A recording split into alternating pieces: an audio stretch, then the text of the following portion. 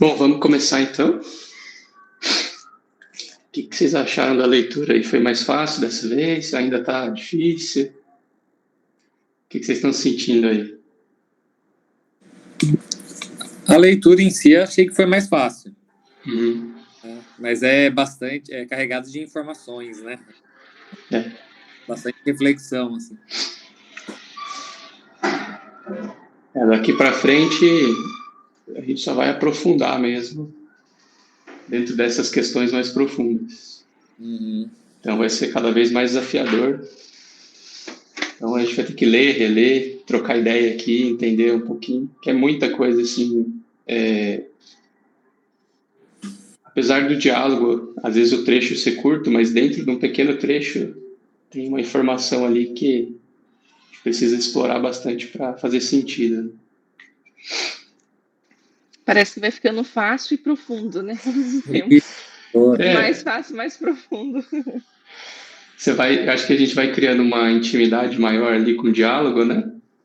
Vai se contextualizando, mas ainda assim o conhecimento vai. Na verdade, eu acho que não é diferente do que aconteceu entre Krishna e Arjuna, porque os dois eram amigos, e aí era uma conversa simples, mas Arjuna não entendia, e aí Krishna fala, então você não está entendendo, vou falar um pouco mais sobre isso, E eu acho que é isso, né? Parece ser simples, mas sempre fica uma dúvida ali atrás, aí como é que é isso? Aí Krishna vai lá e fala um pouquinho mais.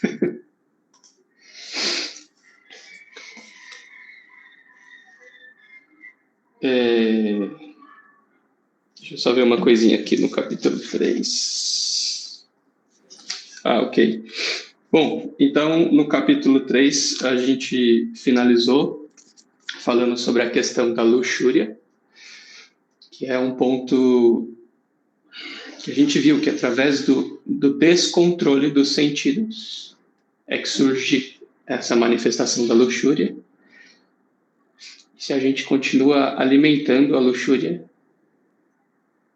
ela continua crescendo ainda maior, crescendo ainda mais.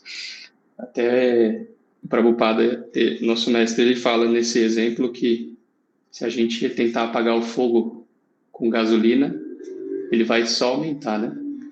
Então é uma visão sábia assim de que se a gente quer conter alguma coisa, a gente tem que usar de natureza oposta disso para ela ser contida, né? Então quanto mais a gente alimenta a luxúria, mais ela cresce. E só relembrando que luxúria, então a gente entendeu como um contexto de uma intensidade de querer satisfazer os sentidos materiais, né? Então, Krishna termina o capítulo 3 falando que aquele que controla a luxúria é uma pessoa que se baseia no eu, né? Uma pessoa que tem firme como propósito de vida o yoga. E o cultivo do Karma Yoga faz com que gradualmente a pessoa possa se fortalecer para pouco a pouco ir aprendendo a lidar com essa luxúria e diminuindo a forma como a gente dedica nosso esforço para satisfazer os sentidos, né? Então, isso foi assim que a gente terminou o capítulo 3. E aí, no capítulo 4, intitulado Yoga do Conhecimento Divino, Krishna vai falar um pouquinho mais a respeito de como esse conhecimento chegou até todos. Mas antes da gente entrar, então, no capítulo 4, vamos cantar o nosso mantra aqui, de bênçãos para Krishna. Então, só se você estiver encostado em uma cadeira, desencosta um pouquinho, firma a sua coluna, relaxa seus ombros, une as mãos aqui na frente do tórax, fecha os olhos um pouquinho.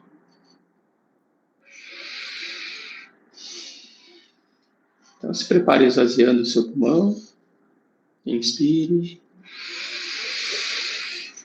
Om Namo Bhagavate Vasudevaya.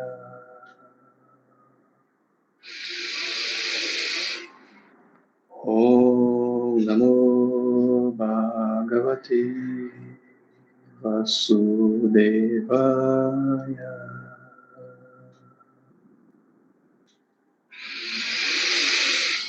Om Namo Bhagavate Vasudevaya.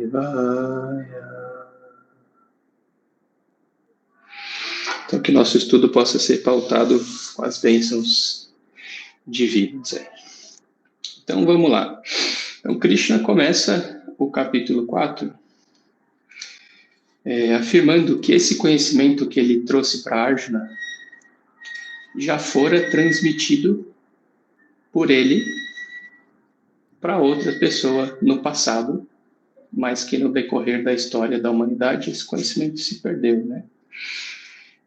Então ele fala que esse conhecimento foi transmitido para o Deus do Sol, chamado de Vivashvan, e Vivashvan passou esse conhecimento à frente para Manu passou para outra pessoa, e dentro desse conhecimento foi se formando o que chamamos de sucessão discipular.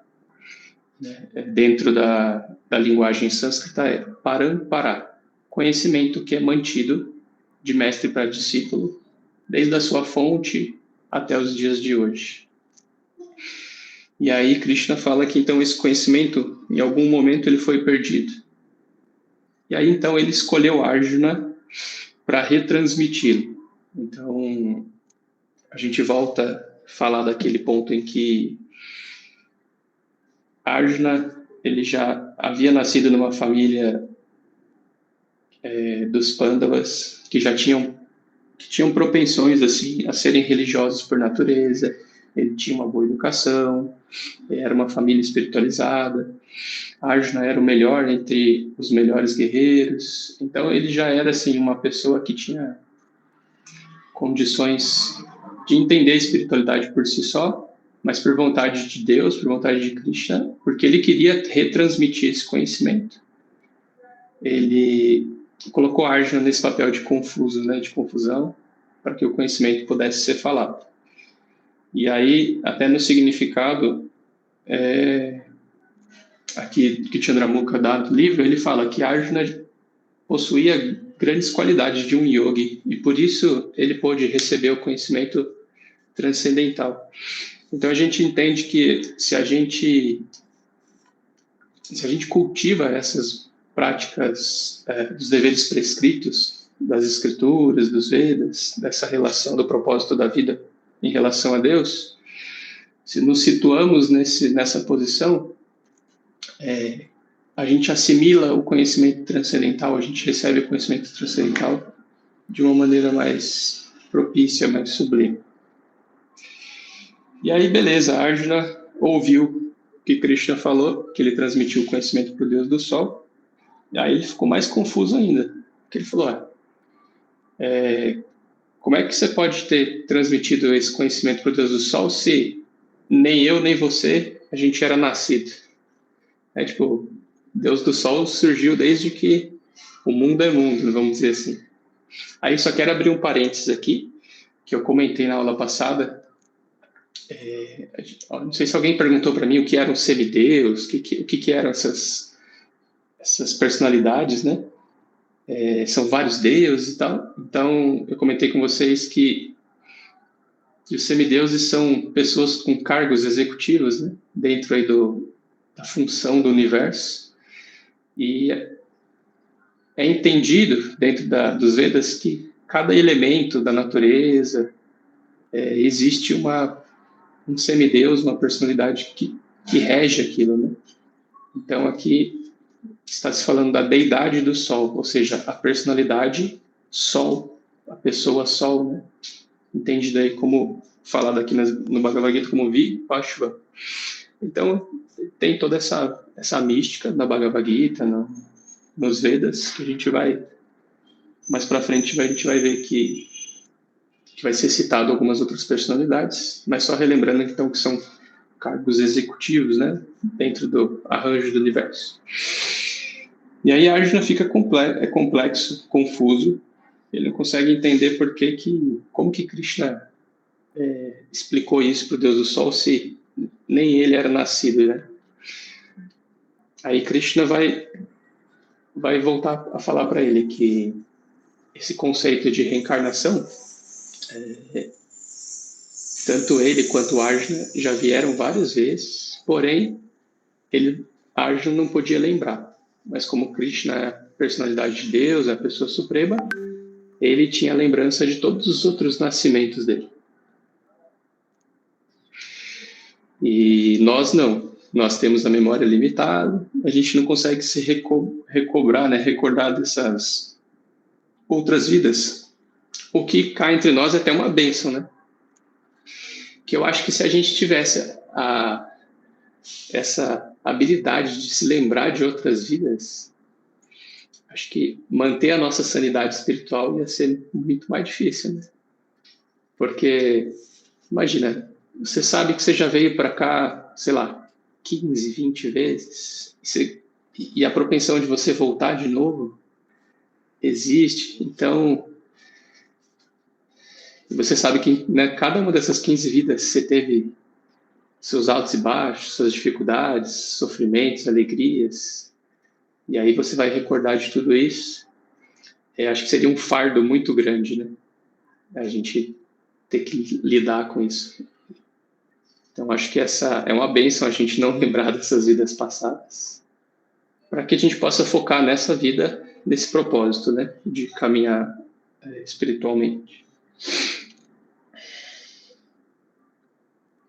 E aí, Arjuna fez essa pergunta para Krishna, como é que você pode ter falado para Deus do Sol se não era nascido? Aí Krishna dá uma resposta, que aí eu vou pedir para vocês acompanharem aqui na página... Calma aí, deixa eu achar aqui. Na página 78, verso 7. Esse aqui é um verso muito importante da Bhagavad Gita, porque é o trecho específico que Krishna fala por que ele vem a esse mundo, e também um questionamento que muitas pessoas se fazem, mas por que Deus precisa vir a esse mundo, né? Por que ele mesmo reencarnaria aqui, né? Então Krishna vai falar aqui, ó, o verso 7. Sempre e onde quer que haja um declínio na prática religiosa, ó descendente de Bharata, e um aumento predominante da irreligião, neste momento eu próprio Deus. Então a gente entende aqui que se existir um declínio na prática religiosa, ou seja, no cumprimento dos deveres prescritos, onde a irreligião passa a ser maior que a religião, vamos entender a religião aqui como esse propósito espiritual e não como algo institucionalizado, tá? E aí ele fala que ele próprio desce. Mas para quê? Então ele desce para libertar os piedosos e aniquilar os canalhas, bem como para restabelecer os princípios da religião. E aí ele continua afirmando: eu mesmo apareço milênio após milênio, e aquele que conhece a natureza transcendental do meu aparecimento e atividades, ao deixar o corpo, não volta a nascer neste mundo material, senão alcança a minha morada eterna, ó Arjuna. Então, Krishna afirma que ele mesmo vem, ele descende dos planos espirituais para trazer a religião, salvar aqueles que são piedosos, que já praticam esse propósito, aniquilar as pessoas que não cultivam a vida divina, né? A vida espiritual. E ele afirma que aquele que, ao deixar o corpo, com conhecimento das atividades dele, sobre ele, jamais volta a nascer nesse mundo material e alcança a morada eterna. Então é um verso assim que é profundo, que a gente tem que ler com calma, a gente tem que estudar isso aqui na presença de outras pessoas que já estão nessa caminhada, inclusive é tema desse capítulo, a gente vai ver daqui a pouquinho, né? Mas a gente entende então que Krishna vem para restabelecer esses princípios religiosos, sobre diferentes formas. E aí talvez fique até mais simples da gente entender Por que existem tantas religiões no mundo? Por que existem tantas crenças? Aqui, nesse momento, Krishna veio como ele mesmo, ali naquela região da Índia. Em algum outro momento, ele veio sobre outro avatar, outro formato, trouxe uma outra mensagem para um povo específico de um outro lugar. E, como ele mesmo disse aqui, milênio após milênio, ele vem aparecendo. Então, aqui, a gente tem essa aparição de Krishna 5.000 anos atrás. E há 500 anos atrás é dito que ele retornou num outro avatar chamado Chaitanya Mahaprabhu, que depois, eu acho que, não me lembro agora se Chaitanya é comentado aqui na Bhagavad Gita, acho que não, mas depois eu posso falar mais para vocês sobre isso. Então, a gente tem essa afirmação que ele mesmo vem para restabelecer esses princípios, né?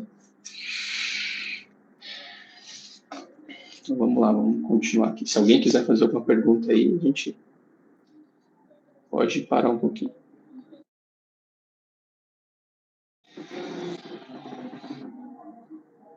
Isso. Tá, aí o que acontece?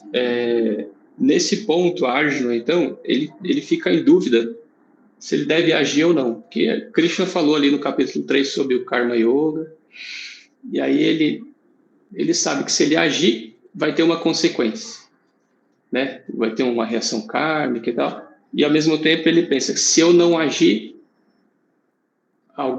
coisas ruins vão acontecer com a dinastia, com as pessoas que moram ali, com todas as pessoas que estão naquele campo de batalha. Então, ele ficou bem complexo, assim. O que eu faço? Se eu for para frente, acontece alguma coisa. Se eu for para trás, acontece alguma coisa. E aí, Krishna vai passar, então, a explicar mais uma vez para ele sobre a ação. Então, a gente volta ali na questão do Karma Yoga, né? Só que a Krishna vai introduzir um conceito um pouquinho mais amplo de ação. Ele vai falar que ele vai explicar sobre a ação, que seria a ação proibida, e a ação na inação. Esse pontinho aqui é meio chatinho da gente entender, mas devagarzinho aqui a gente consegue esclarecer. Então, Krishna vai dizer que a ação é o karma. Toda ação que a gente fizer vai gerar um karma. Seja positivo, negativo, mas vai gerar um karma. Toda ação vai ter um resultado. E aí ele explicou no capítulo 3 sobre o Karma Yoga, que é a ação em serviço devocional que elimina esse karma. Uma ação com o propósito de satisfazer Deus, o indivíduo não gera karma. Então, só para a gente tentar esclarecer esses pontos.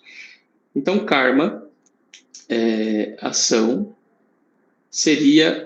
o Karma Yoga seria a ação devocional no propósito de satisfazer Deus. Isso seria ação. Aí a gente tem aqui o que ele chama de ação proibida, que é o vikarma. São ações contrárias à satisfação de Deus. Isso aqui é só uma forma mais didática da gente entender, tá?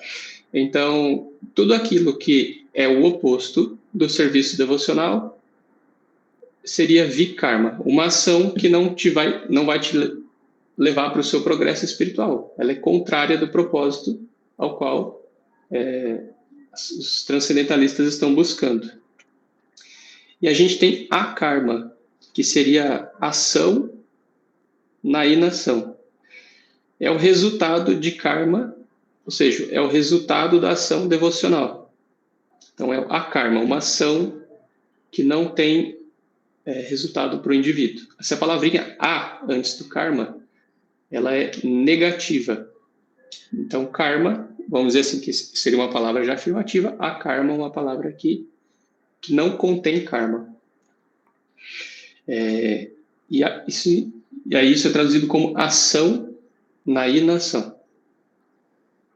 Então, você vai fazer uma ação, não tem como a gente agir, a gente já viu isso, o tempo todo a gente vai ter que agir de alguma forma, só que a gente age em prol de satisfazer Deus, serviço devocional.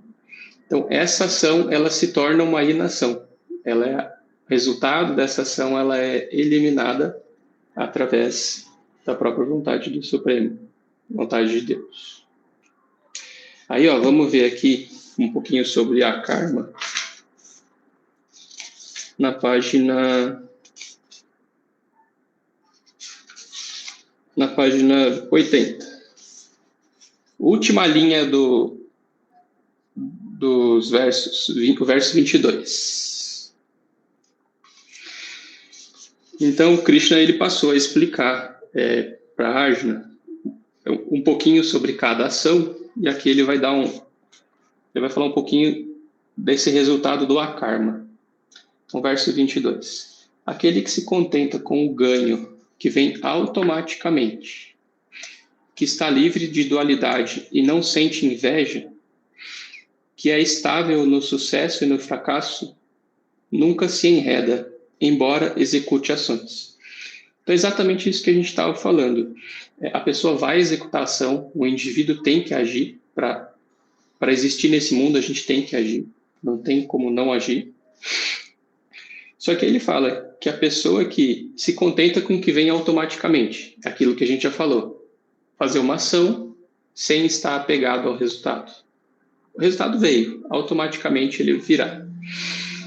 Que está livre da dualidade, aquela pessoa que Bom, a gente entende dualidade como aquilo que é. Tem o frio, quente, bom e ruim, tem o prazeroso, tem o doloroso, né? Então, esse tipo de dualidade. A pessoa que, assim como na estação do ano, não se apega ao calor, nem se apega ao inverno, ela simplesmente transita por isso, sem estar apegada, ela está livre da dualidade. Então, a pessoa que não sente inveja e que é estável no sucesso e no fracasso, ou seja, fez uma ação que não deu certa, ela se manteve firme, ela fez uma ação que deu certa, ainda assim, a gente até comemora, né, quando as coisas dão certo, mas ainda assim aqui está falando de uma pessoa que ela é neutra a tudo isso. Tudo bem, ela fez uma ação que teve sucesso, mas isso não é um resultado da minha consequência, isso é um resultado divino. Lembre-se que a gente está falando aqui de uma pessoa que está agindo em consciência de Deus. Então, essa pessoa que age em consciência de Deus, ela tem consciência que ela não é a responsável pelo resultado. A gente leu isso já, acho que no capítulo 2. Ela é responsável pela ação, mas ela não é responsável pelo resultado. Então, a pessoa transcendentalista que está nesse caminho de serviço devocional, ela entende que o resultado é de Deus. Então, se é no sucesso ou no fracasso, está tudo bem, porque é uma vontade, uma escolha divina. E aí ele afirma, essa pessoa nunca se enreda. Esse termo, enredar, significa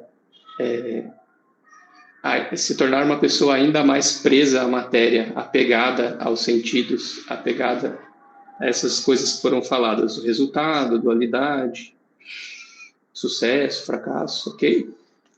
E aí ele continua falando aqui sobre o resultado do akarma.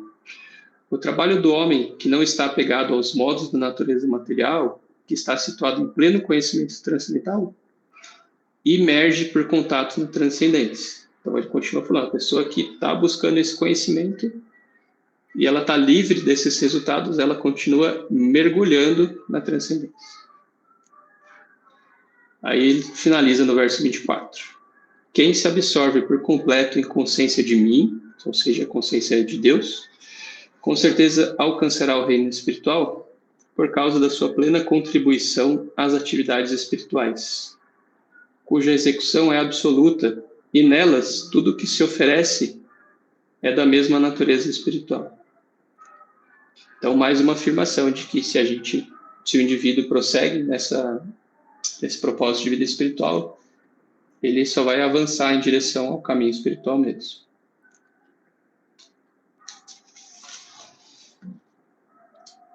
Estou quase acabando aqui já.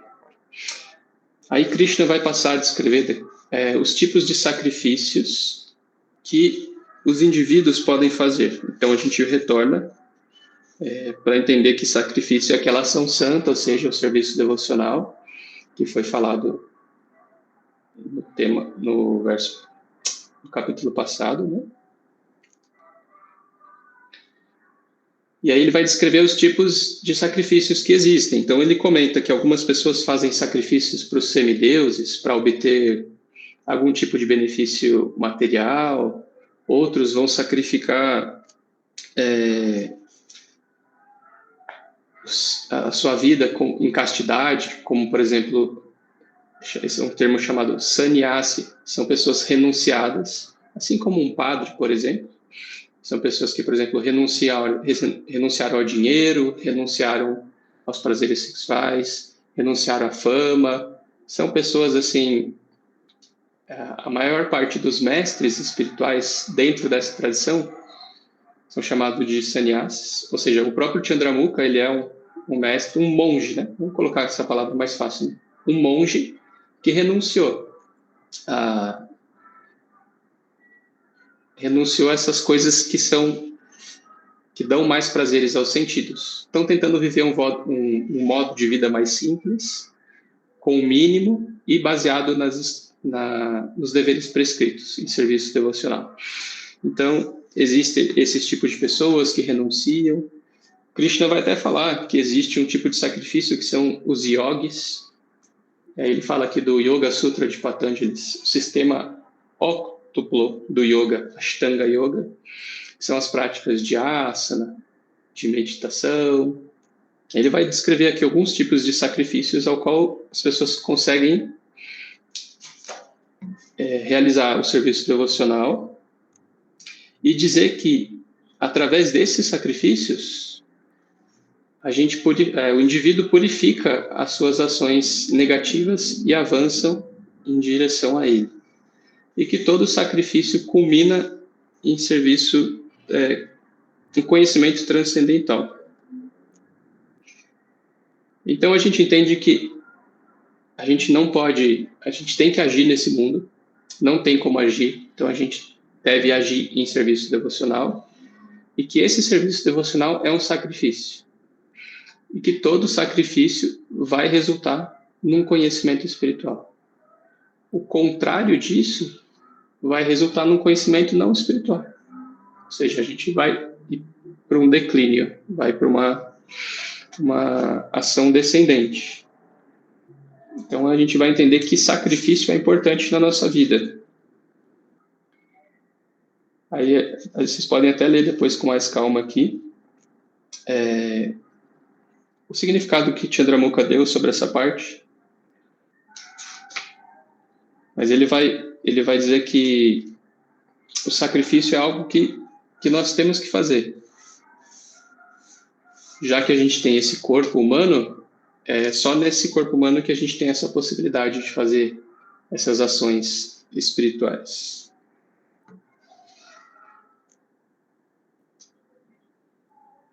Aí, beleza. Então, Arjuna tem todo o conhecimento já sobre a ação, sobre o sacrifício, ele já entendeu que ele não pode agir em prol dos sentidos dele, mas ainda assim ele está confuso. Aí Krishna vem trazer um outro verso que é muito importante aqui na Bhagavad Gita, que é o verso 34, está na página 85. Então Krishna fala assim: tente aprender a verdade aproximando-te de um mestre espiritual. Faz-lhe perguntas com submissão e presta-lhe serviço. As almas autorrealizadas podem transmitir o conhecimento porque viram a verdade.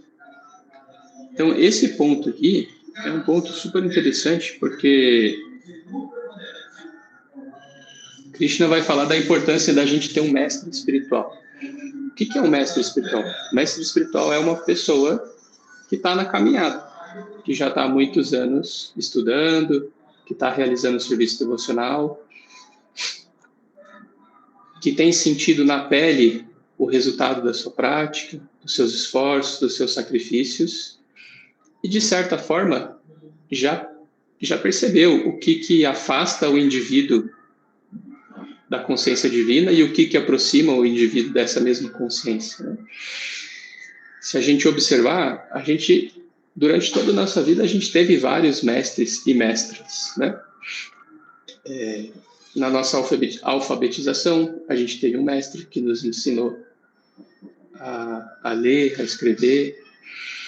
Dentro de casa, nós temos os nossos pais como mestres que vão ensinar, que vão moldar o nosso caráter. Depois, na própria vida da juventude, a gente no colégio teve outros professores, às vezes a gente fez um curso técnico.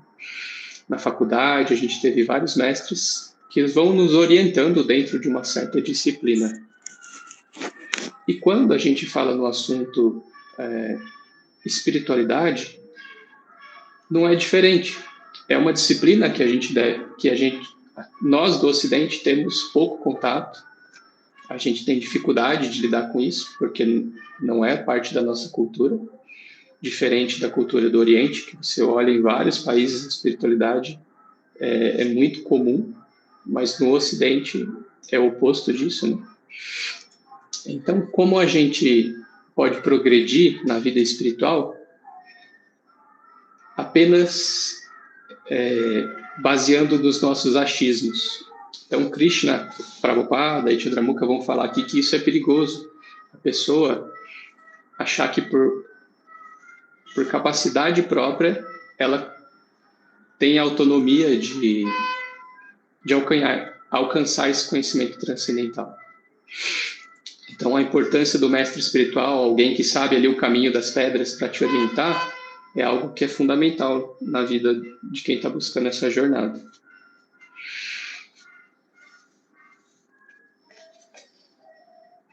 Então, ele fala que a gente deve sim se aproximar de um mestre, fazer perguntas e prestar serviço, ajudar uma pessoa que já está nessa caminhada, que está propagando conhecimento sobre a vida espiritual, prestar serviço para essa pessoa.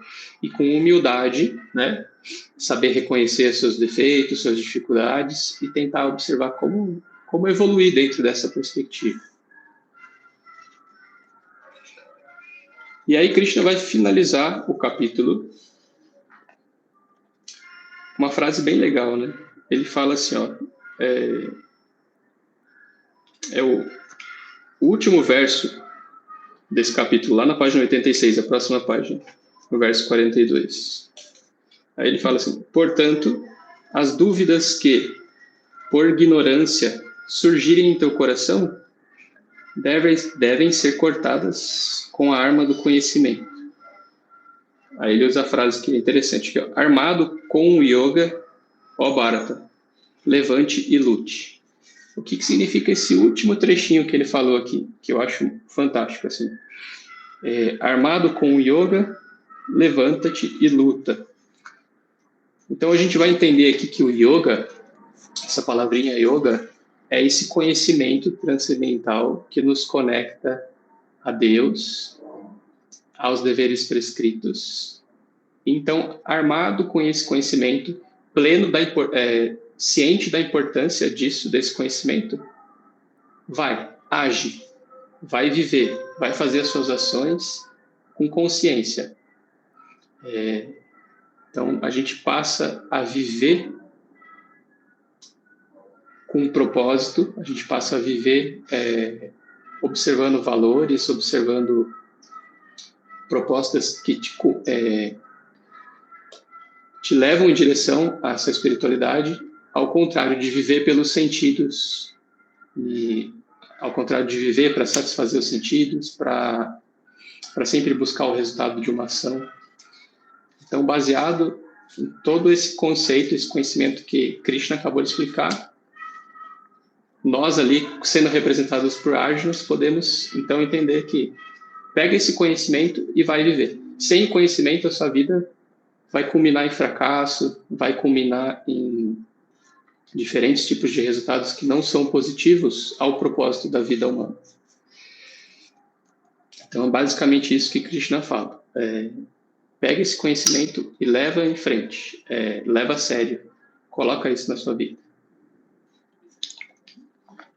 Porque ali no campo de batalha ele estava tentando convencer que Arjuna lutasse, né? Desde o começo foi isso. Então ele falou, bom, você já tem todo o conhecimento agora, só levanta e vai. Tá? Então, basicamente, para nós, como a gente pode entender na nossa vida, é isso, né?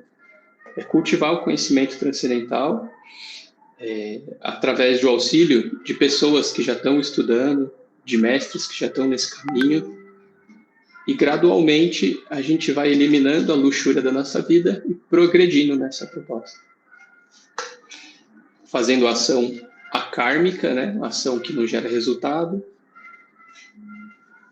e gradualmente conquistando mais sabedoria, mais relação com a forma divina, né? Quanto mais a gente se aproxima de Deus, mais a gente se conecta dele.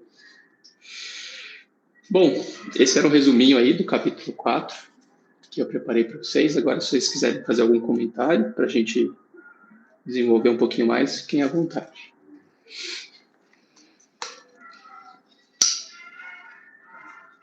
Alguém gostaria de falar alguma coisa?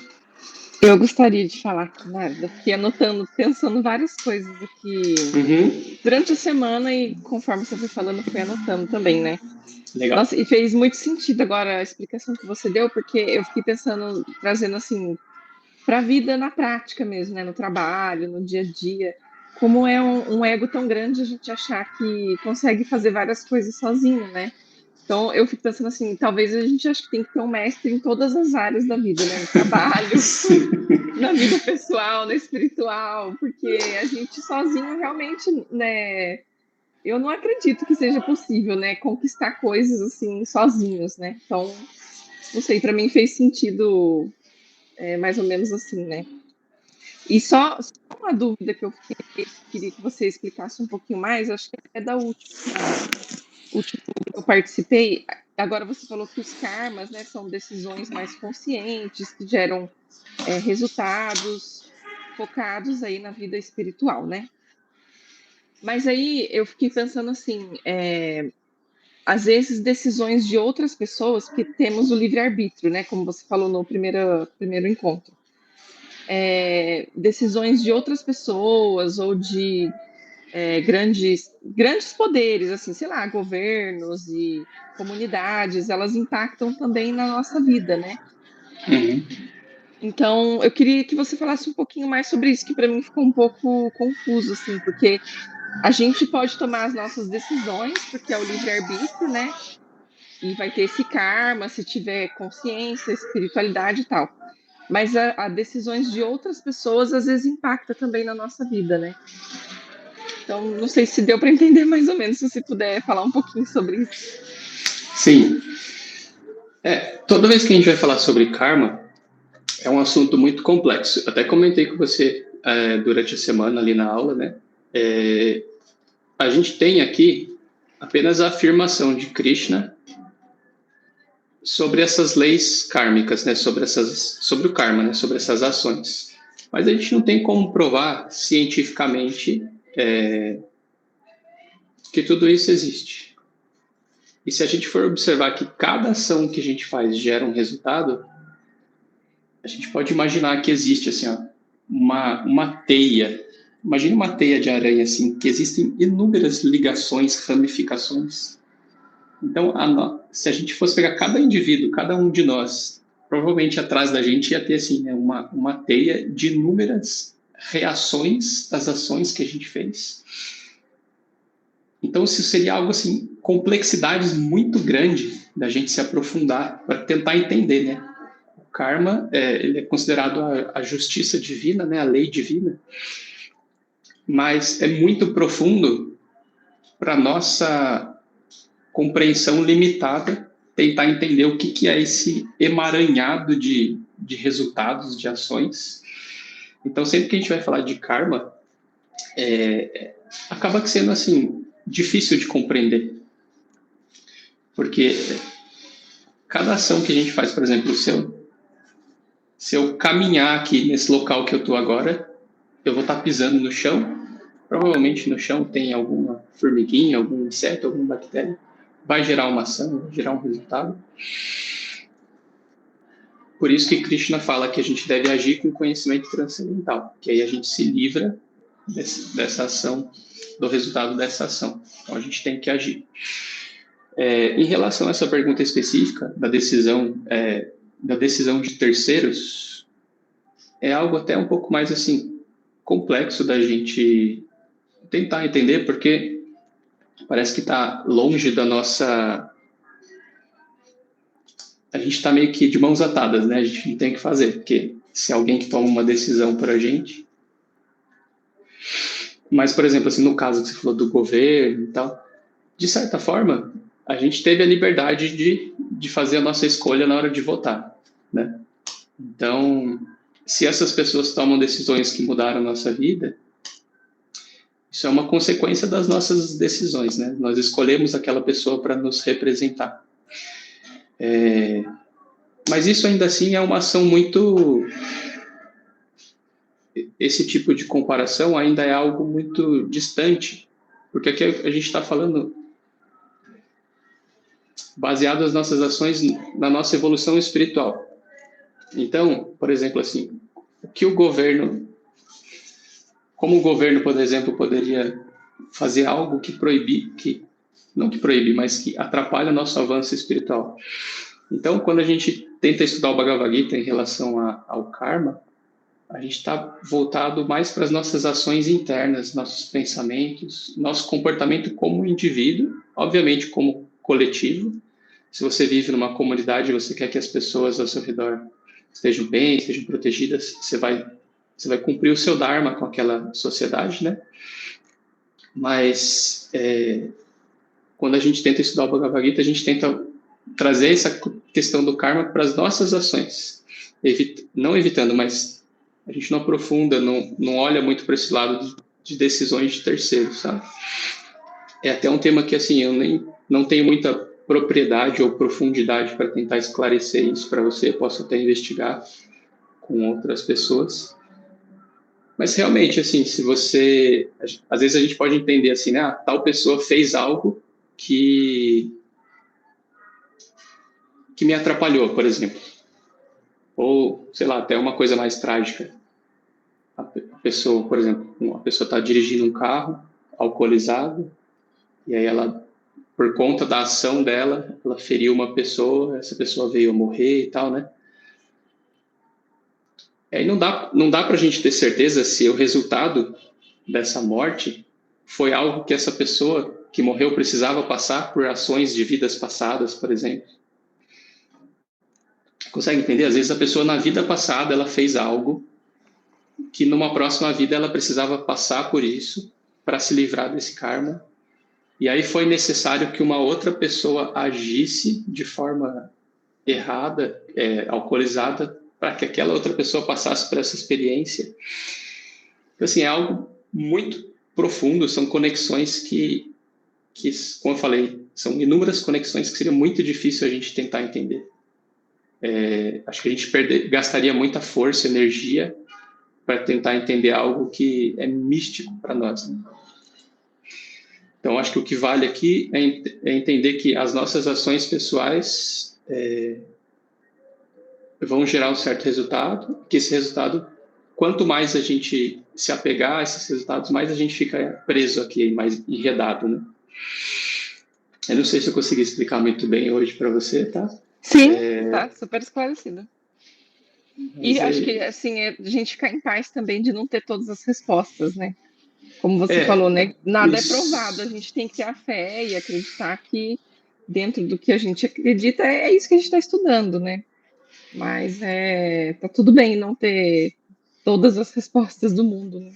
Eu acho que até nesse capítulo 4 mesmo, Chandramukha ele comentou ali quando ele fala da questão a gente ter um mestre espiritual, eu acho que ele fala, se eu não me engano, que a gente deve ter fé mesmo, essa palavrinha que você usou. Se a gente encontrou um processo de autorrealização, esse processo está fazendo bem para a nossa vida, por mais que algumas questões sejam místicas ou difíceis, além da nossa compreensão, ter fé que isso vai nos auxiliar é importante, mas não depender da fé, né? A gente tem que depender das nossas ações, mas confiando que é aquele processo. E no momento que a gente tem, são as afirmações que Krishna fala. Então, se a gente tem fé que Deus existe, a gente está lendo um tratado que fala sobre o ensinamento de Deus, vamos ter fé que esse ensinamento vai nos guiar a um propósito que a gente está buscando. Ter a fé também é um livre-arbítrio, né? Caminham juntos, né? Aline, quer falar? Pode falar, fica à vontade. Nós que não estamos no nível aí de Arjuna e de Krishna, muito menos, né? Quando a gente morre e retorna corporificado em outra forma, a gente mantém as relações de alma que a gente estabeleceu nas últimas passagens por aqui. Por exemplo, a gente reencontra a alma da nossa mãe, da nossa avó, da vida passada, mesmo que em outras escrituras e outras configurações? Excelente pergunta. Dependendo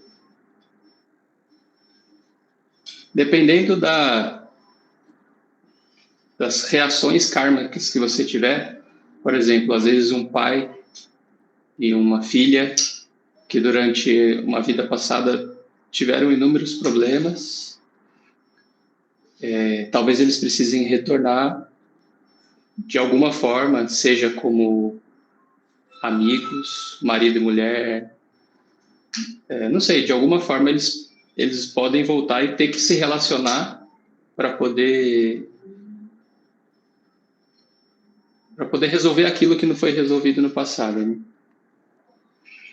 Então, dentro dessa... porque a Bhagavad Gita, ela não vai falar muito, assim, a respeito dessas relações que a gente tem materiais, vamos falar assim, né? Nós estamos nos relacionando como almas, obviamente, mas o resultado dessa relação no mundo material se torna material, né? Então, essas relações entre familiares, isso não é abordado. Mas dentro dessa consciência do karma, dentro dessa consciência da reencarnação, se uma pessoa precisa passar por algo junto com outra pessoa, algum arranjo vai acontecer num próximo nascimento para que elas estejam juntas e resolvam o que precisa ser resolvido. Não só isso, mas como, por exemplo, eu estava comentando com a Adriele, ela tinha me perguntado, até falei, acho que ela mandou a pergunta no grupo, né? Se nós poderíamos nascer em outra forma que não seja humana. E aí eu até comentei assim que o que Krishna fala na Bhagavad Gita é que no momento final da nossa morte, dependendo da nossa consciência, se a gente não estiver preparado para voltar ao plano espiritual, se a gente ainda precisa continuar na evolução, a gente vai receber algum corpo que seja compatível para a gente continuar da onde a gente parou. Não só um corpo, mas como, por exemplo, se a gente está dedicado a essa vida, um exemplo bem simples, se a pessoa lá passou a vida toda dela dedicada a fazer o serviço devocional, a se relacionar com Deus, mas ainda assim não alcançou a sua evolução máxima, pode ser que ela ganhe um corpo humano para continuar nessa proposta, e além disso, ela pode nascer numa família onde todas as condições para praticar a vida espiritual sejam favoráveis. A pessoa, por exemplo, ela pode nascer numa família que tenha condições financeiras boas, então ela não vai se preocupar, não vai precisar se preocupar assim com a sustentação dela, ela vai ter um bom recurso. A família dela pode ser que já tenha um cultivo de prática espiritual, ou seja, é um impulso ainda mais para ela recobrar a consciência que ela já tinha na vida anterior de praticar a vida espiritual. E as pessoas com que ela convive, com que ela se conhece, também estimulam ela a fazer isso. Ou seja, a alma veio para uma condição de vida material que é fácil para ela continuar progredindo. Até usei o exemplo quando estava comentando com ela. Se uma pessoa que nasce numa família que tem dificuldades, que passa por miséria, a última coisa que a pessoa vai querer pensar é em vida espiritual. Ela vai se preocupar, o esforço maior dela vai ser em sobreviver, vai ser em tentar conseguir alimento, cuidar da sua família, cuidar da saúde. Ou seja, tem muitas preocupações que vão impedir ela de continuar esse avanço. Então, mais uma vez, essa questão kármica de merecimento,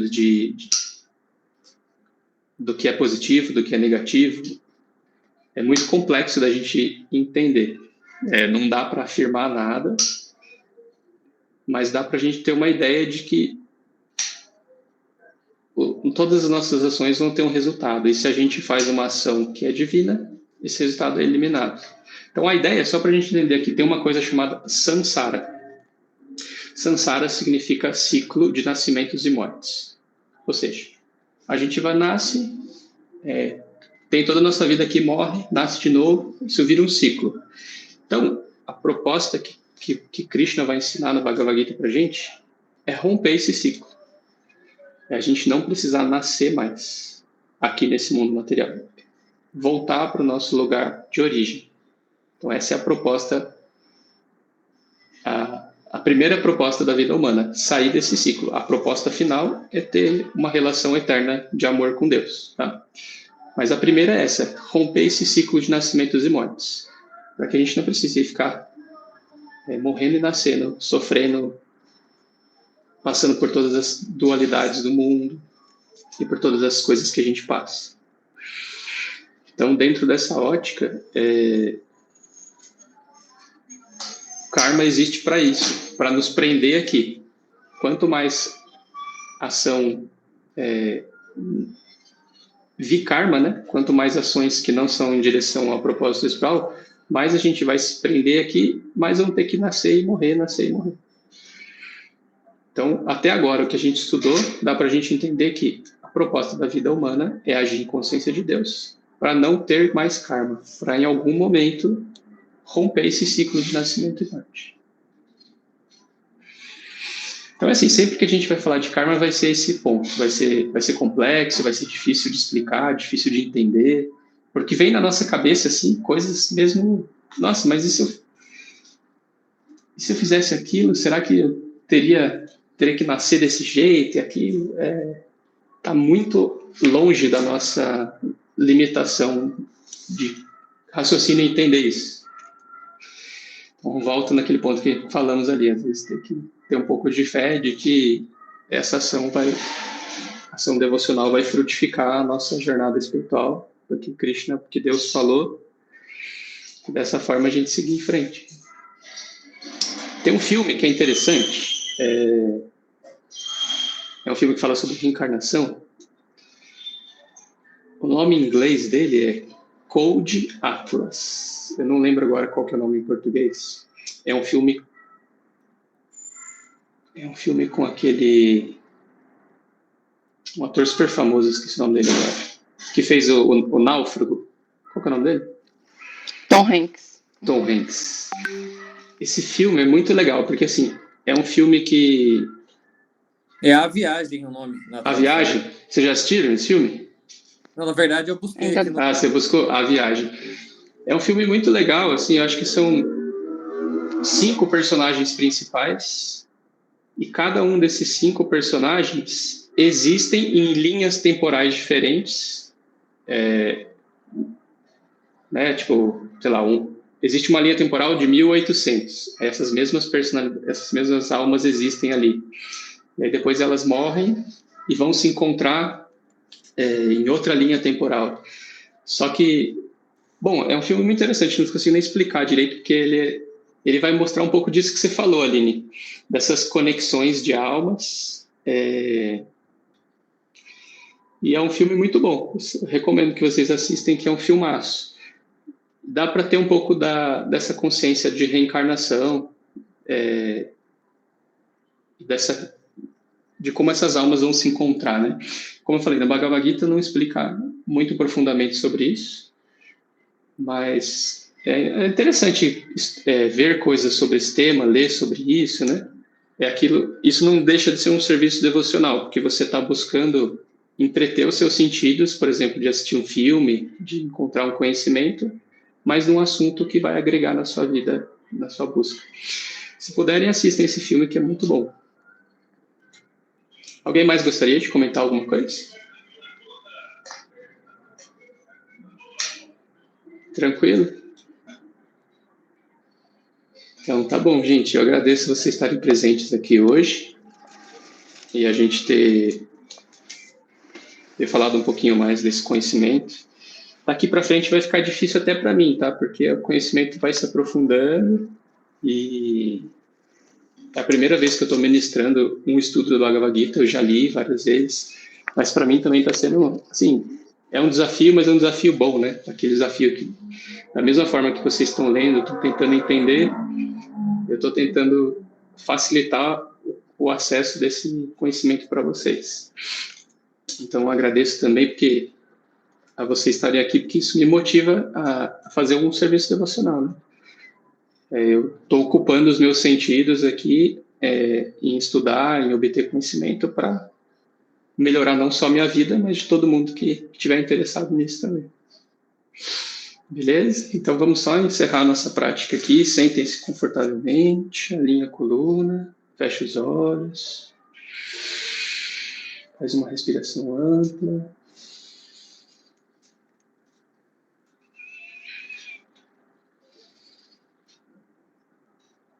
Une as mãos na frente do tórax, deixa a testa cair em direção à mão. Sinta-se agradecida essa oportunidade. Então, em honra ao nosso estudo, nos saudamos. Namastê. Turminha, um ótimo final de semana para vocês aí, tá? Qualquer coisa, manda mensagem lá no grupo, estou à disposição aqui. Obrigada. Valeu, obrigado, Naya. Tchau, tchau. Valeu. Tchau, um abraço. Até mais, tchau, tchau. Tchau para todos.